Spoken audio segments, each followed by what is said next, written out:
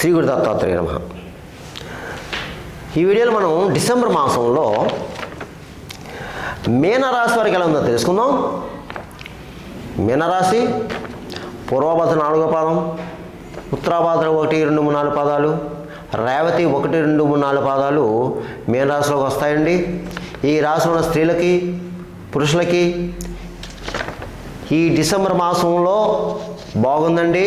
గ్రహ సంచారం బాగుంది, గ్రహాల యొక్క అనుకూలత బాగుంది, శుభకాలం నడుస్తుంది, మీకు శుభయోగాలు ఉన్నాయి, గతంలో కంటే బాగుంది. మీకు కంగారు పడాల్సిన పని అయితే లేదు. ఎందుకంటే గత 3 నెలలుగా కొంతమంది బాధపడుతున్నారు మీనరాశి వారు. కానీ ఇప్పుడు ఆ బాధలు ఆ కష్టాలన్నీ కూడా దూరమైన చెప్పుకోవచ్చు, మబ్బు విన్నట్టు చెప్పుకోవచ్చు. కాకపోతే ఆరోగ్య విషయంలో జాగ్రత్త. ఆరోగ్యం మాత్రం కాస్త అనారోగ్య పరిస్థితి ఉంటుందని మీకు హాస్పిటల్ ఖర్చు ఉంటుంది. అలాగే ప్రయాణ విషయంలో జాగ్రత్త. ముఖ్యంగా 2 వీలర్స్ 4 వీలర్స్ మీద వెళ్ళేవారు జాగ్రత్త. రోడ్డు మీద నడిచే వాళ్ళు కూడా జాగ్రత్త అండి, కొంచెం జాగ్రత్తగా ఉండండి. బయటికి వెళ్ళేటప్పుడు వ్యాపార పని మీద, ఆఫీస్ పని మీద, మిగతా వ్యవహారం బయటికి వెళ్ళేటప్పుడు భగవన్నామస్మరణ చేసి బయలుదేరండి అయ్యా. ఇకపోతే ధనాదాయానికి అయితే లోటు ఉండదమ్మా. మీకు సమయానికి ఏదో ధనం చేతికంతుంది. అయితే శుభమూలక ధనమే అవుతుంది మీకు. అంటే శుభకార్యాల నిమిత్తం ఖర్చు పెడతారు మీరు. కొంతమంది అయితే మీ గృహంలోనే శుభకార్యాలు జరగడం అవకాశాలు సవక కనిపిస్తుంది. అదే వాహన యోగం కనిపిస్తుంది. ఈ రాశి వారికి ఈ మాసంలో పాత వాహనం మీ కొత్త వాహనం కొనడం, లేదా డైరెక్ట్ కొత్త వాహనం కొంటారు. అలాగే గృహయోగం కనిపిస్తుంది. గృహ నిర్మాణం చేపడతారు, లేకపోతే స్థలం కొంటారు, లేకపోతే భూమి కొంటారు. అలాగే పెద్ద పెద్ద వాళ్ళని కలుసుకుంటారు. ఈ మాసం మీరు పెద్ద పెద్ద రాజకీయ నాయకులను కలుసుకుంటారు. మీకు కావాల్సిన పనులు పూర్తి చేయించుకుంటారు. మీరు సంఘంలో గౌరవం పెరుగుతుంది, పరపతి పెరుగుతుంది, మిమ్మల్ని గుర్తిస్తారు, మీకు కొన్ని బాధ్యతలు పదవులు స్వీకరిస్తారు. అయితే ఈ మాసం మీరు విందు వినోదాల్లో పాల్గొంటారు, విలాస వస్తువులు కొనుక్కుంటారు, విలువైన వస్తువులు కొనుక్కుంటారు. బంధుమిత్రుల యొక్క సహాయ సహకారాలు మీకు ఈ మాసం లభిస్తుందండి. పాత మిత్రులను కలుసుకుంటారు, వారితో సంభాషణ కూడా ఆహ్లాదకరంగా ఉంటుందండి. మీకు చాలా ఆహ్లాదకరంగా ఉంటుంది. మీకు ఆహ్లాదకరమైన ప్రదేశాలు కూడా వెళ్తారు ఈ మాసం మీరు. తీర్థయాత్ర ప్రాప్తి, తీర్థయాత్రలు చేస్తారు, దైవకార్యాలు పాల్గొంటారు, పుణ్యక్షేత్ర దర్శనం, పుణ్యక్షేత్రాలకు వెళ్తారు, పుణ్యక్షేత్ర నది స్నానం చేస్తారు. బాగుందండి, అన్ని విషయాలు బాగున్నాయి. తలపెట్టిన కార్యాలు విజయవంతం అవుతాయండి. అలాగే మీకు గతంలో పరిష్కారం కానీ సమస్యలు ఏముంటాయి, పరిష్కారం అవుతాయి మీకు ఇప్పుడు. అయితే కొన్ని విషయాల్లో అనుభవజన సలహా తీసుకోండి. అయితే మీకు ఏదైనా సరే ఈ మాసం అద్భుతమైన విజయం లభిస్తుందండి. మీనరాశి వారికి బాగుందండి. కంగారు పడాల్సిన పని అయితే లేదు. అయితే ముఖ్యంగా మీరు చేయవలసింది ఏంటంటే పెద్దలను గౌరవించాలి, బ్రాహ్మణులతో జాగ్రత్తగా ఉండండి. బ్రాహ్మణులు దూషించొద్దు, పెద్దలను దూషించొద్దు, ఎదుటి వ్యక్తులను దూషించొద్దు, కొత్త వాళ్ళతో జాగ్రత్త. అలాగే ఆత్మవిశ్వాసంతో ఉండండి, మనోనిత్యంగా ఉండండి, మనో సంకల్పంతో ఉండండి. మీకు ఏదైనా సరే ఎలా చూసినా బాగుంది. వృత్తిపరంగా కూడా బాగుంది. ఎవరు ఏ వృత్తిలో ఉన్నా సరే ఆ వృత్తిలో రాణింపు ఉంటుంది మీకు చక్కగానే. మీకు స్కిల్ బయటపడుతుంది. పెద్ద పెద్ద వాళ్ళని కలుసుకుంటారు ఈ మాసం మీరు. పెద్ద పెద్ద రాజకీయ నాయకులను కలుసుకుంటారు. ప్రభుత్వ సంబంధించిన పనులు పూర్తి చేయించుకుంటారు మీరు. మీకు గౌరవ పురస్కారాలు లభిస్తాయి. మీరు ఎక్కడికి వెళ్ళినా సక్సెస్ అవుతారు మీరు. ఏది ఏమైనా సరే ఈ మీనరాశి వారికి డిసెంబర్ మాసంలో గోచార రీత్యా బాగుందండి. అయితే ఇక్కడ ఇంకొక ప్రశ్న మీకు ఏంటంటే, అయ్యా గురువుగారు మేము ఎన్నో ప్రయత్నం చేస్తున్నామండి, అవ్వట్లేదండి. ఎక్కడికో వెళ్తున్నాం, ఎక్కడికో చేస్తున్నాం, ఎన్నో పూజలు చేసుకున్నాం, ఎన్నో హోమాలు, ఎన్నో వ్రతాలు, కానీ మాకు ఏ పని అవ్వట్లేదండి అని డీలా పడిపోవద్దు దయచేసి. ఎందుకంటే ఇది చేసుకుంటున్నాం అంటే అవ్వట్లేదంటే పూర్వజన్మ పాప కర్మం అనుభవించవలసిందే. ఎవడైనా సరే పూర్వజన్మ పాప కర్మలు ఉంటేనే నువ్వు దేవుడి దగ్గరికి వెళ్తావు. నీ పని అవ్వదు. నీ పని అవ్వాలంటేనే దేవుడి దగ్గరికి వెళ్తున్నావు, గురువును సంప్రదిస్తున్నావు. నీకు ఏ సమస్య లేదనుకో, నువ్వు వెళ్ళాల్సిన పని ఏంటి? నువ్వు ఎవరి దగ్గరికి వెళ్ళక్కర్లేదు. నువ్వు ఎవరి దగ్గరికి వెళ్ళక్కర్లేదు. మీకు బాగుంటే. బాగోలేదు కాబట్టి దేవుని పట్టుకోవటం. అమ్మా భగవంతుడు అన్నీ ఇవ్వడమ్మా. గుర్తుపెట్టుకోండి, కొన్ని ఇస్తాడు భగవంతుడు, కొన్ని తీసుకుంటాడు. అన్నీ ఇచ్చేస్తే మనిషిని పట్టుకోలేం. అది కర్మఫలం. సాక్షాత్ భగవంతుడికే తప్పలేదు కర్మఫలం అనేది. అందుగురించి ఏంటంటే మీరు మీ పని మీరు చేసుకోండి, మీ పని మీరు చేసుకోండి, మీ ప్రయత్నం మీరు చేసుకోవాలా. ఏదో ఒకసారి చేసి అవ్వలేదే కాదు, మీ ప్రయత్నం చేసుకోండి, మీ పని చేసుకోండి. న్యాయబద్ధంగా ఉండాలి. మీరు మీనరాశి వారు న్యాయబద్ధంగా ఉండాలి, ధర్మబద్ధంగా ఉండాలి. అబద్ధపు సాక్ష్యం చెప్పకూడదు, సాక్షి సంతకం చేయకూడదు, ఇతన్ని దూషించకూడదు. చాలా పర్ఫెక్ట్గా ఉండాలి, చాలా పర్ఫెక్ట్గా ఉండాలి, చాలా పర్ఫెక్ట్గా ఉండాలి. గౌరవంగా ఎదుటి వ్యక్తిని గౌరవించాలి. శత్రువును కూడా మిత్రుడుగా చూడాలి. ఎందుకంటే ఏ నర్సల్లో ఉన్నారు మీరు. చాలా జాగ్రత్తగా ఉండాలి, చాలా జాగ్రత్తగా ఉండాలి. నీ నడత మార్చుకో, సక్రమైన పద్ధతిగా వెళ్ళు, నీకు అన్నీ మంచి జరుగుతుంది. నువ్వు పాజిటివ్గా ఉంటే పాజిటివ్ జరుగుతుంది, నీకు నెగిటివ్ ఉంటే నెగిటివ్ జరుగుతుంది.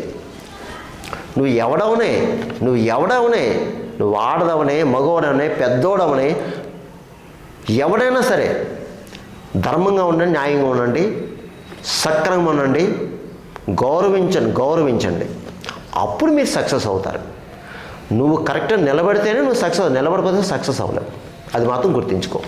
ఇకపోతే మిగతా విషయాలన్నీ బాగున్నాయని మీనరాశి వారికి కంగారు ఏం పడొద్దని మీరు మీ ప్రయత్నం చేసుకోండి. దీంట్లో కొంతమంది బద్ధకస్తులు ఉన్నారండి, బద్ధకస్తులు కూడా బద్ధకాన్ని విన్నారండి, మీకు మంచి జరుగుతుంది.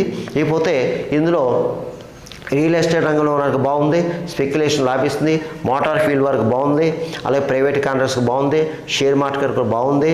ఇక ముఖ్యంగా సినిమా, టీవీ, కళారంగంలో వరకు బాగుందండి, మంచి సువర్ణ అవకాశాలు వస్తాయి. ఇకపోతే ముఖ్యంగా రాజకీయ నాయకులకు బాగుందండి, రాజకీయ నాయకులకి ప్రజలు గుర్తింపు తెచ్చుకుంటారు. అలాగే ప్రజాసేవ చేస్తారు, మంచి పనులు చేస్తారు.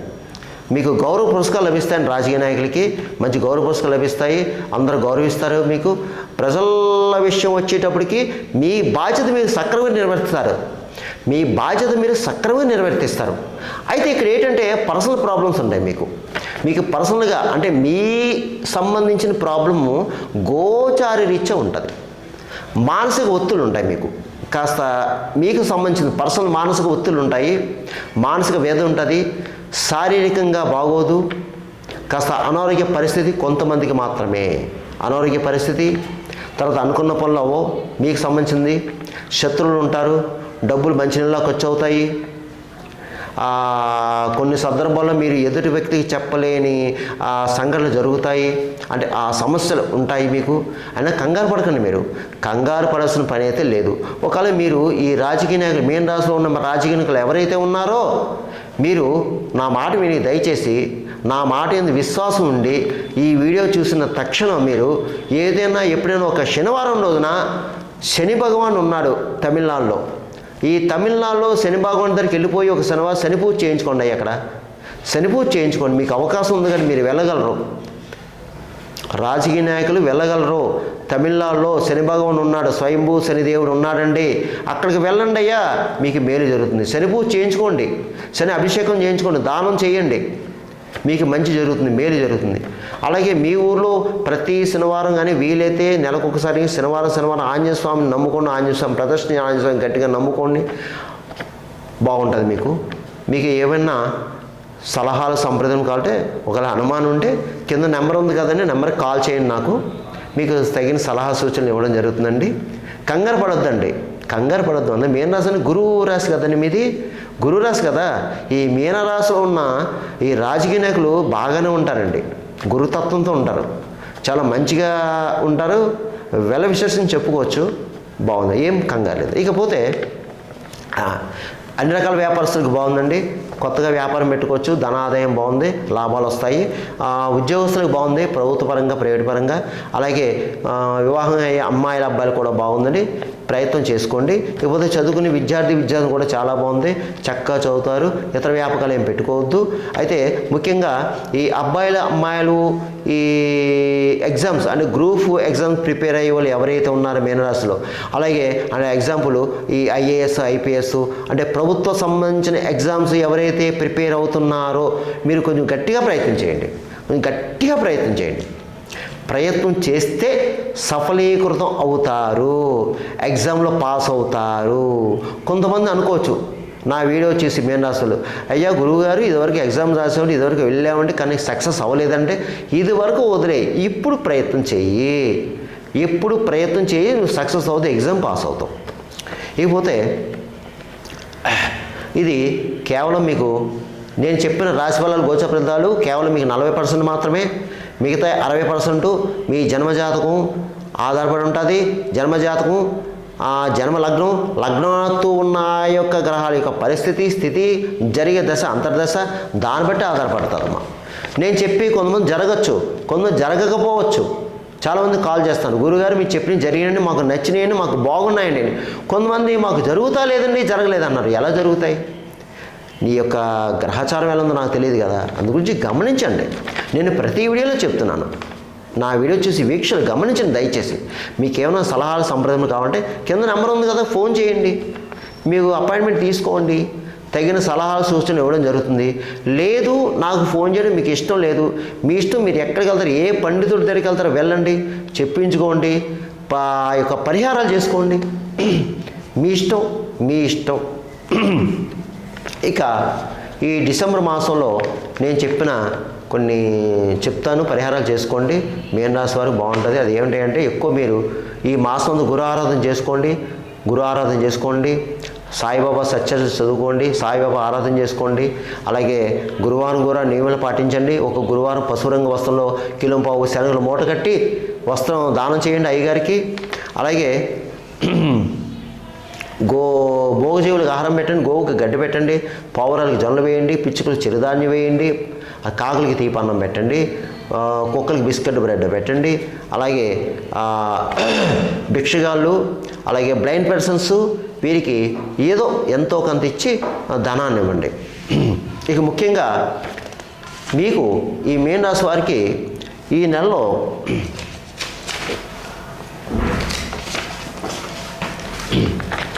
ఇక ముఖ్యంగా ఈ మీనరాశి వారు ఈ మాసంలో మీకు 4 ముఖ్యమైన పండగ పర్వదినాలు ఉన్నాయండి, చెప్తాను, అది చేసుకోండి. అది ఏమిటంటే మొదటిది డిసెంబర్ 7వ తేదీ శనివారం సుబ్బారాయుడు షష్ఠి అండి, సుబ్రహ్మణ్య స్వామి షష్ఠి.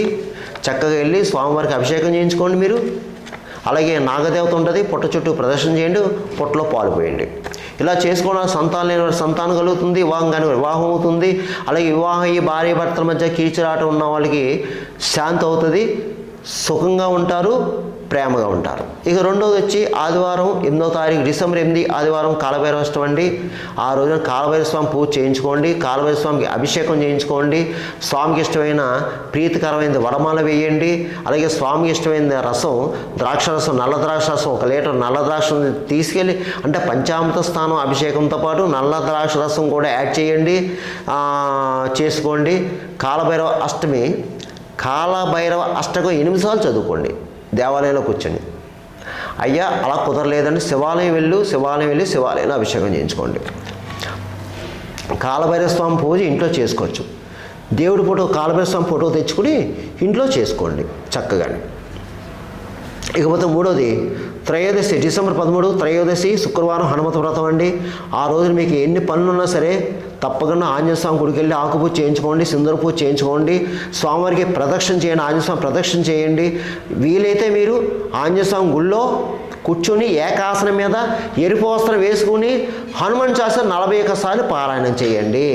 దీనివల్ల సుందరకాండ పారాయణం చేసేంత ఫలితం మీకు దక్కుతుంది.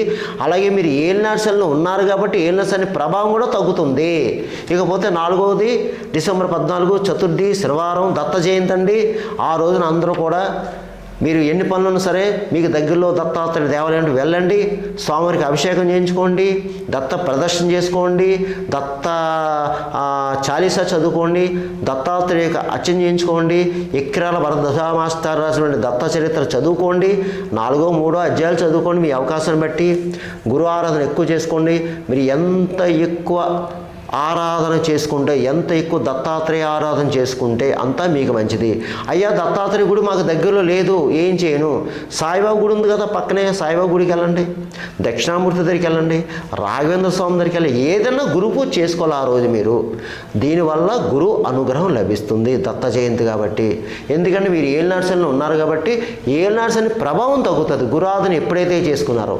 అందువలన మీనరాశి వారు భయపడొద్దు, కంగారు పడవద్దు, బెంబేలు పడవద్దు. అందరూ ధైర్యంగా ఉండండి, మనోనిశ్చలంగా మనోనిబ్బరంగా ఉండండి. మీ అందరికీ మేలు జరుగుతుంది, మంచి జరుగుతుంది. సర్వేజన సుగుణవంతు శుభవంతు. స్వస్తి.